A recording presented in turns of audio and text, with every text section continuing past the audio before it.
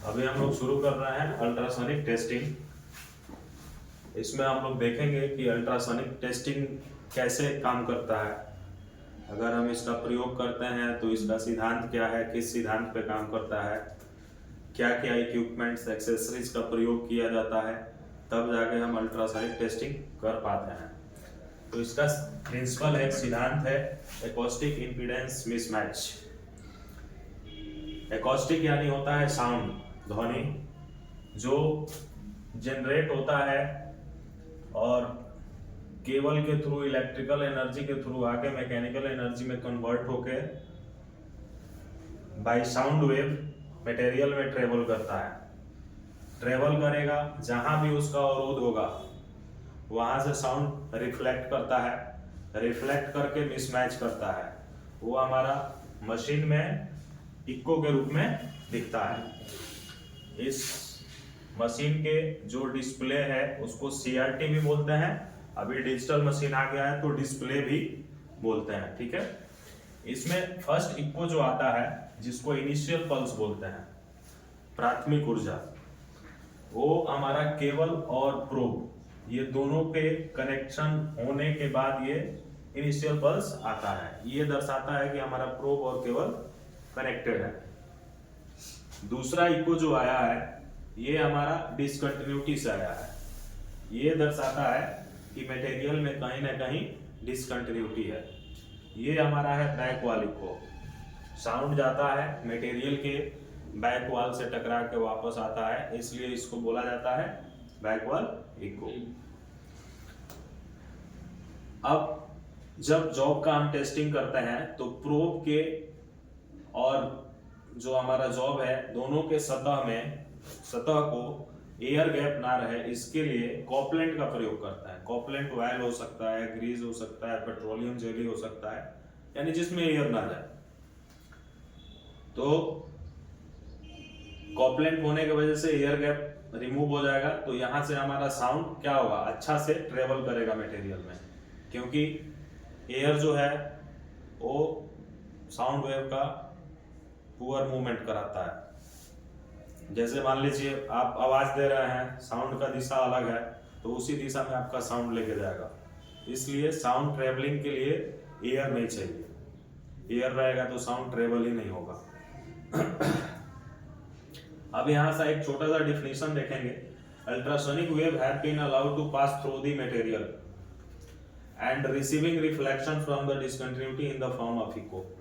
कह रहा है कि जैसा ही अल्ट्रासोनिक वेव अलाउ करता है यानी पास करता है मटेरियल में, उसके बाद से डिसकंटिन्यूटी जहां भी होता है वहां से एक रिफ्लेक्शन रिसीव करता है इक्विपमेंट के अंदर इको के रूप में। ये क्रिया छोटा नहीं है, ये क्रिया बहुत बड़ा है, क्योंकि यहाँ जैसे ही हम कनेक्ट करते हैं इलेक्ट्रिकल एनर्जी यहाँ पे अपना सिग्नल भेजता है, ये मैकेनिकल एनर्जी में कन्वर्ट करता है प्रोब, तब जाएगा वाइब्रेशन करता है क्रिस्टल, फिर वहां से साउंड जनरेट होके हमारा मटेरियल में जाता है, फिर रिफ्लेक्ट होके वाइसा वर्सा करता है। वाइसा वर्सा मतलब फिर मैकेनिकल टू इलेक्ट्रिकल, तब जाके यहाँ हमारा इको दिखता है डिसकंटिन्यूटी का। स्टॉप दीजिए।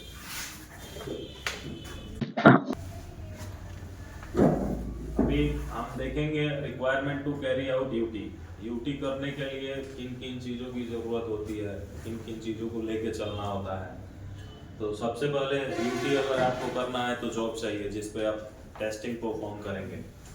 दूसरा एक्सेप्टेंस स्टैंडर्ड चाहिए, स्वीकार्य मानक। एक मानक चाहिए जिसके आधार पे आप काम करेंगे, चाहे कोई भी मानक हो, चाहे आप अमेरिकन स्टैंडर्ड ले लें, एसएमई सेक्शन 5 के तहत हो गया, या एसएमई सेक्शन 8 के तहत हो गया, ये या एपीआई 510 हो गया, या AWS D1.1 हो गया। तो कोई भी एक्सेप्टेंस स्टैंडर्ड आप लेके चलेंगे तभी आपका यूटी का रिजल्ट आप दे पाएंगे। तीसरा इक्विपमेंट, यंत्र चाहिए, मशीन चाहिए, जिसको जो यंत्र यूज होता है, जो मशीन यूज होता है उसको यूएफडी बोलते हैं, अल्ट्रासोनिक फ्लो डिटेक्टर। क्योंकि अल्ट्रासोनिक वेव फ्लो करता है तब आप डिटेक्ट कर पाते हैं, इसलिए इसका नाम है अल्ट्रासोनिक फ्लो डिटेक्टर।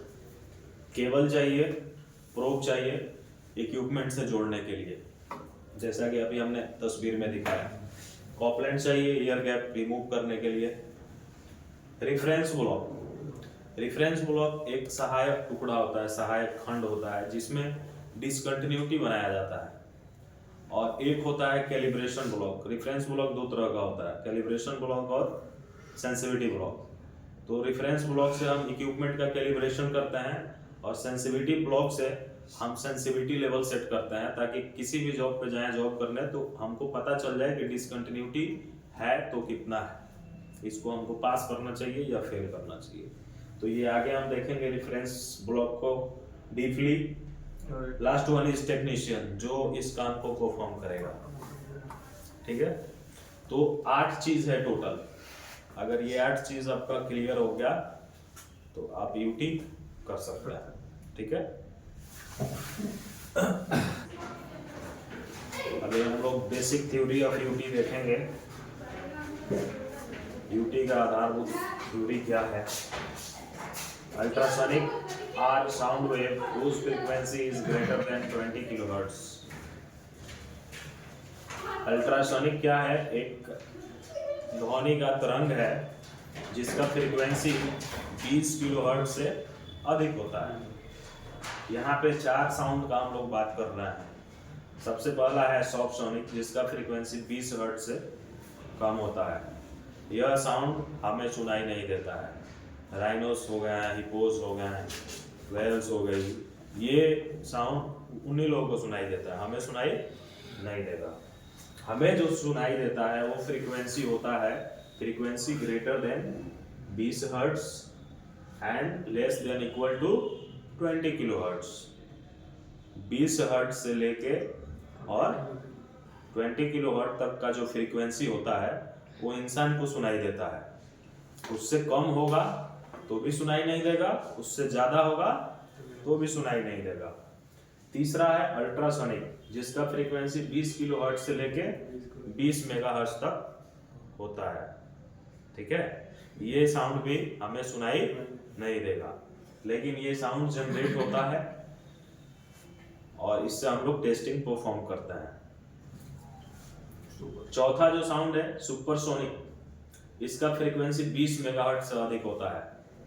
ये भी हमें सुनाई नहीं देगा। फाइटर जेट वगैरह में इस साउंड वेव का प्रयोग किया जाता है। ये बहुत फास्टर साउंड है जिसको हम लोग सुपरसोनिक बोलते हैं। इसमें कहीं किसी को डाउट? चलिए सर। तो साउंड क्या है, साउंड के बारे में हम जानेंगे। Sound is defined by mechanical vibration to and fro. Sound को अगर परिभाषित किया जाए तो हम बोल सकते हैं एक तरह का ये अभियांत्रिक कंपन है जो टू एंड फ्रो के थ्रू काम करता है। टू एंड फ्रो मतलब गया फिर रिटर्न आया, मतलब ये कंटिन्यू बने रहना। तो देखिए कहीं भी हम मारते हैं, आवाज देते हैं तो वाइब्रेशन होता है, तो क्या होता है? कंटिन्यू बने रहता है ना, इसी को हम बोलते हैं टू एंड फ्रो। तो वाइब्रेशन का वेव जो है कंटिन्यू बने रहता है, इसीलिए इसको बोलते हैं टू एंड फ्रो। कह रहा है one complete to and fro motion is called one cycle. एक बार जो टू एंड फ्रो करता है उसको एक कंप्लीट साइकिल बोलते हैं। Sound travel through media in the form of wave. Sound जो है किसी भी पदार्थ में जब ट्रेवल करता है तो तरंग के रूप में ट्रेवल करता है। वेवलेंथ तरंग की लंबाई, जिसको हम लैम्डा से सूचित करते हैं। The distance covered by the sound through one complete cycle. Wavelength किसे कहते हैं?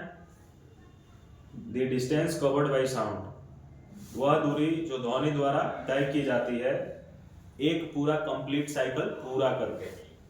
जैसे यहाँ तस्वीर में आप देखेंगे कि वेव के रूप में ट्रेवल किया है, तो एक पूरा कंप्लीट साइकिल कब हुआ है? जब अप एंड डाउन जाके हुआ है तो।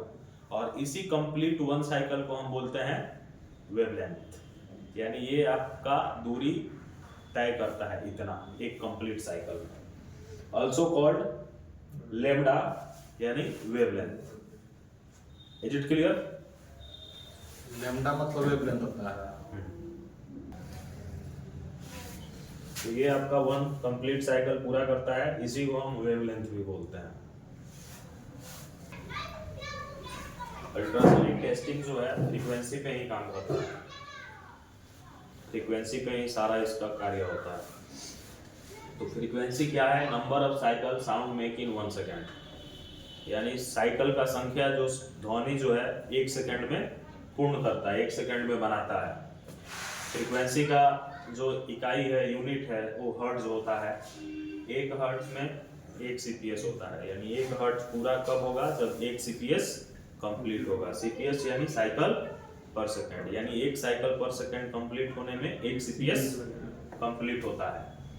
For convenience in industrial UT we represent frequency in megahertz. Ultrasonic testing को समझने के लिए इंडस्ट्रियल यूटी में हम फ्रीक्वेंसी को मेगाहर्ट्ज में प्रयोग करते हैं, क्योंकि इससे हमारा क्या होगा? कार्य आसान हो जाएगा। किलोहर्ट्ज में भी कर सकते हैं, लेकिन उसमें मुश्किल बढ़ेगा। मेगाहर्ट्ज में क्या होगा? आसानी से वो कार्य हो जाएगा। जैसे 1 मेगाहर्ट्ज में 10⁶ हर्ट्ज होता है, तो 1 मेगाहर्ट्ज लिखना ज़्यादा आसान है या 10⁶ हर्ट्ज? 1 मेगाहर्ट्ज लिखना ज़्यादा आसान है। 1 किलोहर्ट्ज में 10⁻³ हर्ट्ज होता है, ठीक है। ऐसे ही 2 किलोहर्ट्ज में क्या हो जाएगा? 2 किलोहर्ट्ज में 1 मेगाहर्ट्ज हो जाएगा। Generally in industrial UT we make use of frequency range from 0.5 MHz to 5 MHz। साधारण रूप से इंडस्ट्रियल यूटी में जो हम फ्रीक्वेंसी प्रयोग में लेते हैं उसका रेंज होता है 0.5 से लेके 0.5 से लेके 5 मेगाहर्ट्ज तक। यानी ये फ्रीक्वेंसी साधारण रूप से हर जगह यूज में लिया जाता है, प्रयोग किया जाता है। बट ऐसा कुछ केसेस आते हैं जहाँ पे स्पेशल फ्रीक्वेंसी की जरूरत पड़ती है। वैसे केसेस में, in special cases we make use of frequency from 0.2 megahertz to 20 megahertz. वैसे कंडीशन में हम जो फ्रीक्वेंसी यूज करते हैं वो 0.2 से लेके 20 मेगाहर्ट्ज तक का कर सकते हैं। वेलोसिटी, ये सारा कहानी बेग पे है, बिना बेग का साउंड ट्रेवल करेगा नहीं। तो वेलोसिटी क्या है? Rate of change of displacement, rate of change of displacement, दर के साथ स्थान में परिवर्तन। या आप बोल सकते हैं v = डिस्टेंस बटा टाइम टेकन, दूरी बटा समय, यानी वह समय जो दूरी तय करने में लगा उसको भी आप वेग बोल सकते हैं। Velocity is different in different medium. Velocity जो है प्रत्येक पदार्थ का अलग अलग मिलेगा, एक समान नहीं मिलेगा।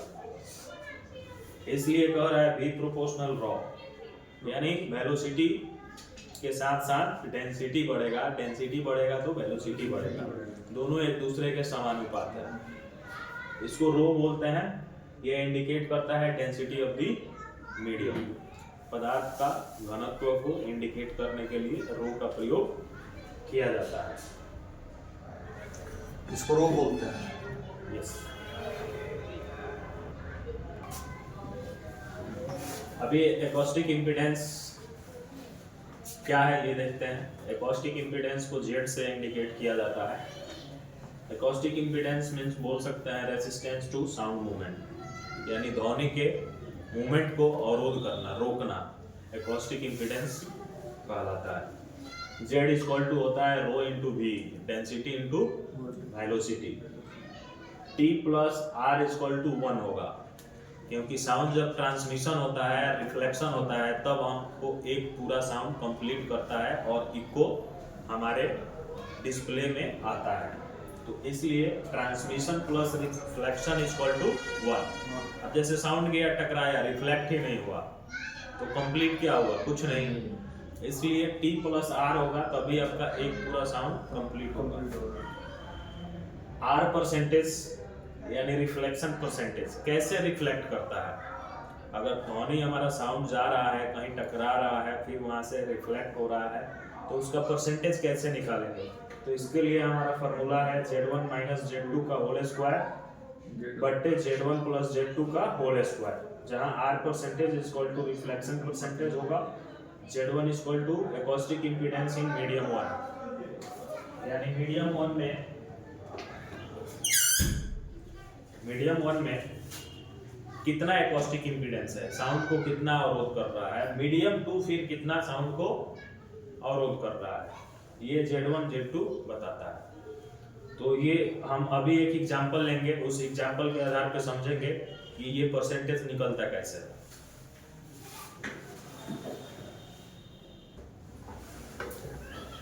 तो एकॉस्टिक इम्पीडेंस के आधार पे हम लोग यहाँ पे देखे हैं कि जो मटेरियल है यानी जॉब है, स्टील है, तो उसका एकॉस्टिक इम्पीडेंस आ रहा है Z1 10, Z2 का यहाँ पोरोसिटी है तो 2, और स्लेग Z3 है तो इसका है 5। अब इसके आधार पे हम रिफ्लेक्शन परसेंटेज निकाले हैं, इसके फार्मूला पे रख के। तो Z1 का वैल्यू कितना है 10, तो 10 रख देंगे, Z2 का वैल्यू है 2, तो यहाँ 2 शिफ्ट करेंगे, फिर माइनस करके जो इसका कैलकुलेशन स्क्वायर निकालेंगे तो 64 आएगा। ये 12 से 12 में मल्टीप्लाई करेंगे तो 144 आएगा। फिर इसका परसेंटेज निकालने के लिए 100 से मल्टीप्लाई किया गया है, तो हमारा परसेंटेज आया है 44.4%। तो पोरोसिटी का परसेंटेज कितना है 44.4%, साइज इसका 2 ही है, ठीक है। वहीं स्लेग का हम देखें, सेम उसी प्रक्रिया द्वारा कैलकुलेशन किया गया है, यहाँ परसेंटेज निकाला गया है, तो इसका 11.1% परसेंटेज है, 11.1। यहाँ साइज स्लेग का ज्यादा है, यहाँ साइज इसका कम है, तो कम है उसका परसेंटेज ज्यादा आया है, जिसका साइज ज्यादा है उसका परसेंटेज कम आया है। तो साइज पे भी डिपेंड करता है रिफ्लेक्शन परसेंटेज, डिसकंटिन्यूटी कैसा है इस पे भी डिपेंड करता है रिफ्लेक्शन परसेंटेज।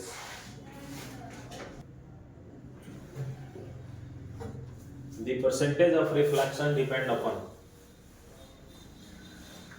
जो रिफ्लेक्शन होता है उसका परसेंटेज निर्भर करता है इन सारे चीजों पे। टाइप ऑफ डिसकंटिन्यूटी, किस तरह का डिसकंटिन्यूटी है, स्लैग है, पोरोसिटी है, क्रैक है, अंडरकट है, रूट कनकेविटी है, जिस तरह का डिफेक्ट होगा, lack of fusion, lack of penetration, उसके आधार पे आपका रिफ्लेक्शन होगा। साइज ऑफ डिसकंटिन्यूटी पे भी निर्भर करता है, 2 mm का होगा तो अलग रिफ्लेक्शन होगा, 10 mm का होगा तो अलग रिफ्लेक्शन होगा। Distance of discontinuity from probe surface, probe जहां रखे हैं वहां से डिसकंटिन्यूटी का दूरी पे भी निर्भर करता है रिफ्लेक्शन। जितना दूरी होगा उतना रिफ्लेक्शन कम होगा, जितना नजदीक होगा उतना ज्यादा रिफ्लेक्शन होगा, क्योंकि नजदीक जाएगा साउंड तुरंत जाएगा, तुरंत रिफ्लेक्ट करेगा, दूर जाएगा तो साउंड एनर्जी ज्यादा खर्च होगा, तो दूर से रिफ्लेक्शन क्या होगा, कम होगा, रिफ्लेक्शन कम होगा। ओरिएंटेशन ऑफ डिसकंटिन्यूटी, डिसकंटिन्यूटी का ओरिएंटेशन क्या है, दिशा क्या है, उस पर भी डिपेंड करता है रिफ्लेक्शन। तो इन 4 चीजों पे रिफ्लेक्शन डिपेंड करता है।